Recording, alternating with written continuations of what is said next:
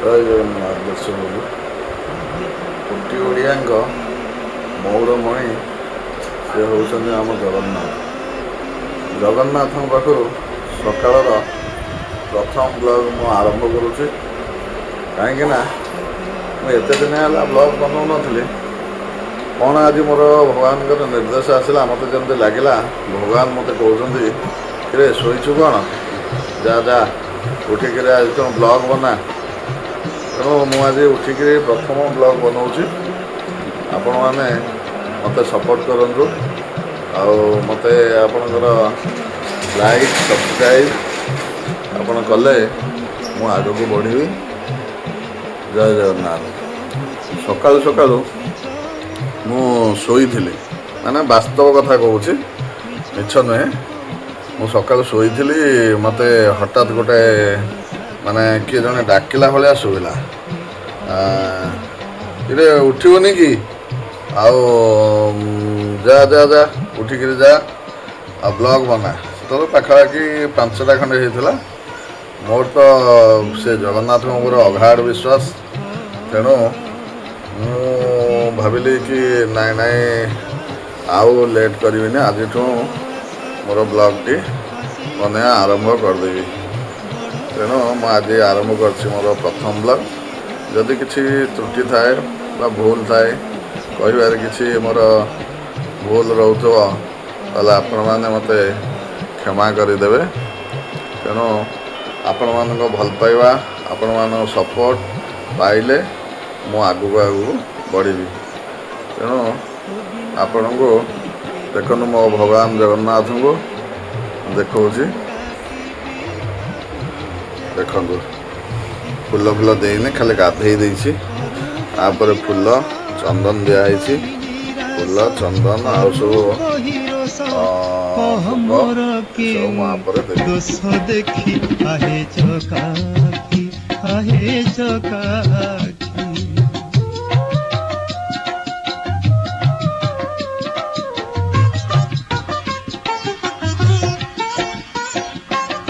ସବୁ ବନ୍ଧନ ମୁଁ କାଟି ଦେଇ ତୋ ଭୁଜ ଛାଇକି ଅଛି ଚାହିଁ।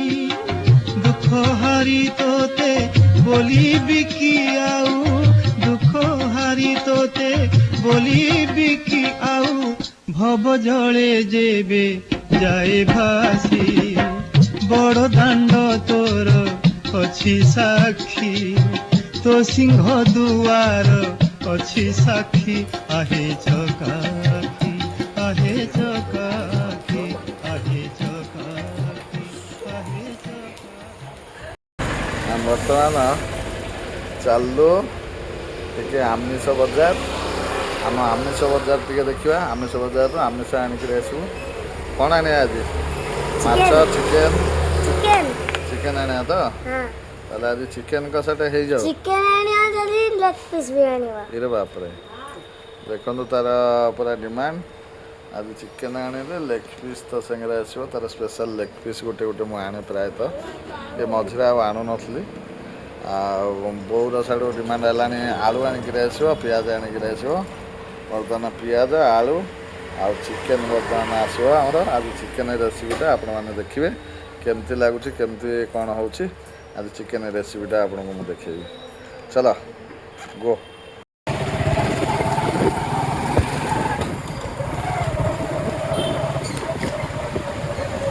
ହାତ ଦେଖେଇବେ,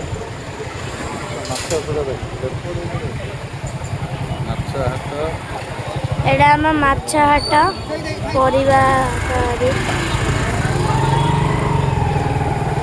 ଏଇଠି ପରିବା ହାଟ, ମାଛ ହାଟ ପଡ଼ିଗଲା। ଆଉ ଗୋଟେ ବଡ଼ ମାଛ ହାଟ ଅଛି। ବର୍ତ୍ତମାନ ମାଛ ହାଟକୁ ଯାଉଛୁ। ଏବେ ଆମେ ମାଛ ହାଟକୁ ଯାଉଛୁ।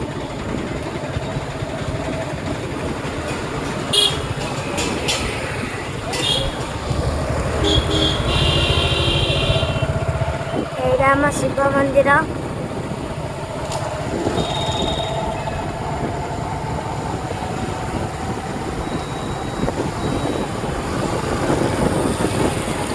ଏଇଠି ବି ଗୋଟେ ଚିକେନ୍ ଦୋକାନ ଅଛି।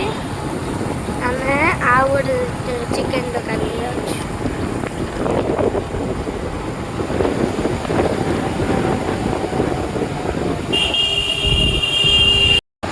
ଦେଖିପାରୁଥିବେ ଏଇଠି ଆମର ସବୁ ଦୋକାନ ଅଛି, ବହୁତ ପ୍ରକାରର ଦୋକାନ ଅଛି ଏଇଠି।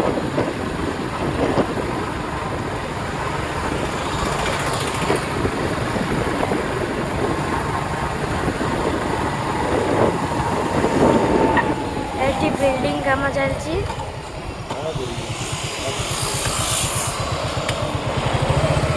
ଚିକେନ ଦୋକାନକୁ ଆମେ ଆସିଗଲୁ। ପ୍ରବଳ ଭିଡ଼ ଚିକେନ ଦୋକାନ।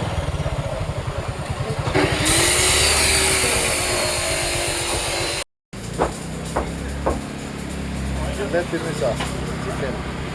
ଆଜି ଚିକେନ କଷା ହବ ଆଉ ଦେଖିବା କ'ଣ ହେଉଛି ଆଉ। ଆଳୁ କେତେ ଅଛି?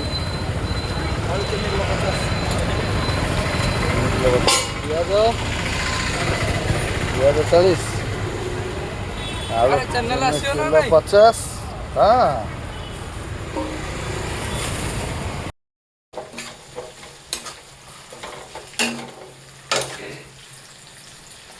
ଆହୁରି ଟିକେ ପିଆଜ ହବ। ପିଆଜ ନାଲି ନାଲି ହେଇ ଆସିଲେ, ମୁଁ ଯେତିକି ଜାଣିଛି ବୋଉ କହେ ନାଲି ନାଲି ହେଇ ଆସିଲେ ପିଆଜ, ତାପରେ ମସଲା ପକେଇବ। ଅଦା ରସୁଣ ପେଷ୍ଟ ସବୁ ପକେଇବ। ଆମର ଅଦା ରସୁଣ ପେଷ୍ଟ ହେଇଛି ଦେଖନ୍ତୁ, ଏଇଟା ଗ୍ରାଇଣ୍ଡିଙ୍ଗ କରିକିରି ବୋଉ କରିଛି। ଏ ରେଡ଼ିମେଡ଼ ନୁହଁ, ଘରେ ତିଆରି କରିଛି ଅଦା ରସୁଣ ପେଷ୍ଟ। ପିଆଜ ପକେଇଥିଲି ବୋଉ ତା ଦେହରେ, ହେଲେ ଅଦା ରସୁଣ ପେଷ୍ଟ ନା ଜିରା ଟିକେ ପଡ଼ୁଛି। ଆମ ବୋଉ ତ ତେଲ ବହୁତ କମ୍ କରିକିରି କରେ ସବୁ ଜିନିଷ। ହଁ, କମ୍ ତେଲରେ କେମିତି ଚିକେନ ଆଜି ହେଉଛି ଆପଣ ଦେଖନ୍ତୁ। କେତେ 25 ଗ୍ରାମ ନା 50 ଗ୍ରାମ ତେଲ ଦେଇଛି? କିଲେ 300 ଆସିଛି ଚିକେନ। କିଲେ 300 ଚିକେନରେ ପ୍ରାୟତଃ 50 ଗ୍ରାମ ଭଳିଆ ତେଲ ପକେଇଛି। 50 ଗ୍ରାମ ତେଲରେ ଯାହା ହବ ଆଉ। ଚିକେନ ବର୍ତ୍ତମାନ କଷା ଚାଲିଛି। ଏ ଚିକେନ ମସଲା ବର୍ତ୍ତମାନ ଶୁଖା ଶୁଖା ହେଇ ଆସିଲାଣି, ଆଉ ଟିକେ ହବ। ବର୍ତ୍ତମାନ ମସଲାର ପାଣି ଶୁଖି ଆସିଲାଣି, ଦେଖନ୍ତୁ ଶୁଖା ଶୁଖା ହେଇଗଲାଣି, ଲାଗି ଯାଉଛି କଡ଼େଇରେ ଧୀରେ ଧୀରେ। ଆମେ ଆକୁ ଭଲକିରି ବର୍ତ୍ତମାନ ଆଉ ଛାଡ଼ିବାନି, କଷି ଚାଲିବା। ମସଲାକୁ କଷି ଚାଲିବା। ମସଲା କଷିକିରି କଲର ଲଙ୍କାଟା ପକା, ସବୁଯାକ ପକେଇବି। ଏବେ ପକେଇଦେ କଲର ଲଙ୍କା। ପକେଇଦେ କଲର ଲଙ୍କା ମୁଁ ପକେଇଲି ଆଉ ପୁରାଟା। ହଁ, ବର୍ତ୍ତମାନ କାଶ୍ମୀରୀ ଚିଲି ପଡ଼ିଲା। ତେଣୁ ଯଦି ରାନ୍ଧି ଯାଉଛି ଦିନରେ ଟିକେ ପାଣି ଦେଇଦିଏ, ଟିକେ ଖଣ୍ଡେ ପାଣି ଦେଇ କର। ତାକୁ ପଚାରେ କିଏ ଆସିছে କ'ଣ ନବ କି କ'ଣ, ନହେଲେ ଖାଲି ଶୁଖିଲା ଦେଇଦେବ। ଭଲ ଭାବେ ଚିକେନଟାକୁ ଆଉ ଟିକେ ଗୋଳାଗୋଳି କରିଦେବା, ଲାଗିଯିବ ଥରେ। ମୁଁ ଗରମ ପାଣି ଏଠି ରଖିଛି, ସେ ଗରମ ପାଣିରୁ ଟିକେ ଟିକେ ଦେଇଦେଉଛି ଆଉ। ଦେଖିବା ଚିକେନ କଷା ପୁଅ ପିଲାଙ୍କ ହାତରେ କେମିତି ହେଉଛି ଟିକେ ଦେଖିବା।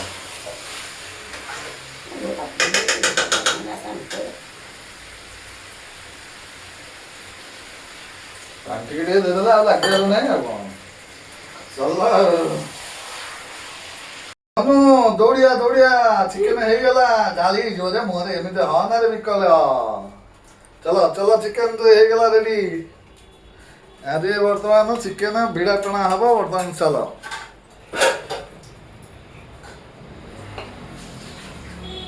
Stop stop stop. କଷା ହେଇଗଲା। ବର୍ତ୍ତମାନ ଆମେ ଖାଇବାକୁ ବସିଗଲୁ। ବେଟା ବସିଯାଇଛି, ତାର ସେ ଯେଉଁ କ'ଣ ନଟିଆ ସିରିଏଲ ନ ଦେଖିଲେ ତା ମୁଣ୍ଡଟା ଖରାପ ହେଇଯାଉଛି। ସବୁ ପଛେ ଏ ପିଲାଙ୍କର ବନ୍ଦ ହେଇଯିବ, କିନ୍ତୁ ଏ ମୋବାଇଲ ବନ୍ଦ ହେବନି। ମୋବାଇଲ ଦ୍ୱାରା ଆଖି ଖରାପ, ବିଭିନ୍ନ କଥା ହେଉଛି, କିନ୍ତୁ ସେମାନେ ବୁଝୁନାହାନ୍ତି।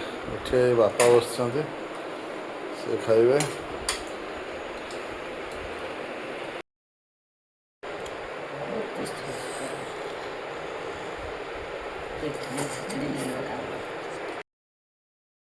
ଯେହେତୁ ଟ୍ରେନର ପାଖରେ ଅଛନ୍ତି, ଆଉ ସେ ଖାଇବା କେମିତି ଖରାପ ହେବ? ମୋ ବୋଉ ବଢ଼ିଆ କରେ ଚିକେନ୍ ମଟନ୍ ମାଛ ସବୁ ବଢ଼ିଆ କରେ। ତେଣୁ ଚିକେନ୍ଟା ବେଷ୍ଟ ହେଇଛି ଆଉ।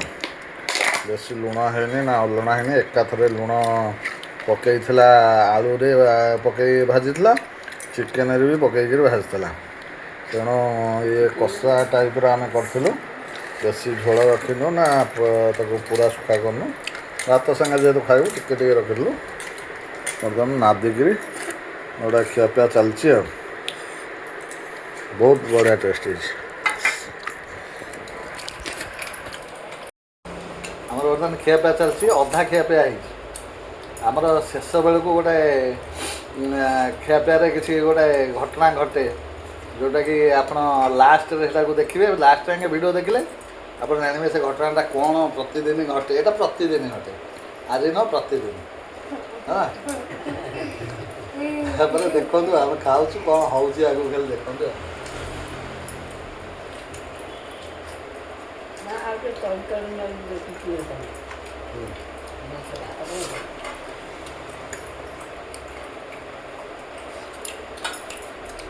ପିସ୍ ଯେଉଁଠୁ ଆଣିଥିଲି ବଢ଼ିଆ ପିସ୍, ମୋତେ ସବୁବେଳେ ସେ ଭଲ ପିସ୍ ଦିଏ।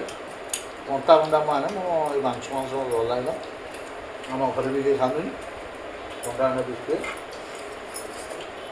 ଆମେ ଖାଉ।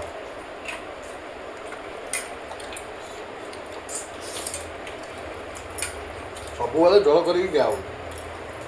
ଆଜି ଗୋଟେ ମନ କ'ଣ ହେଲା ଚିକେନ୍ କଷା ଭାତ ଖାଇବା ଆଉ।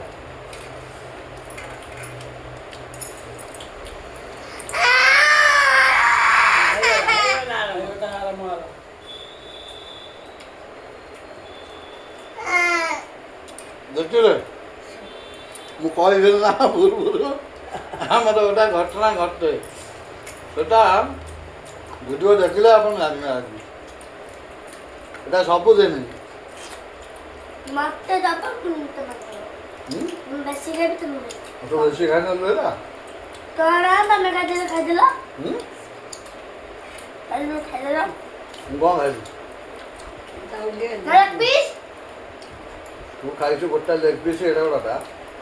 ତାପରେ ବି ତୁ କହୁଛୁ କ'ଣ ନା ଗୋଟିଏ ଖାଇବା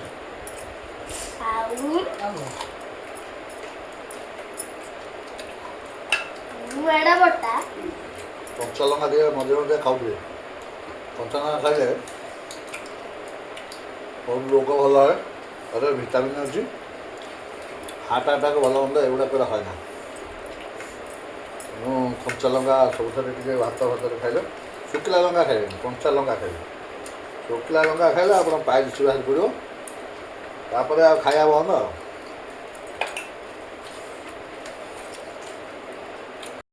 ଶେଷରେ ଖାଇବା ପିଇବା ସରିଲା। ଆପଣ ଗୋଟେ କଥା କୁହନ୍ତୁ, ରୋଷେଇ କରିବାଟା କଷ୍ଟ ନା ଖାଇବାଟା କଷ୍ଟ ନା ଏ ବାସନ ମାଜିବାଟା କଷ୍ଟ?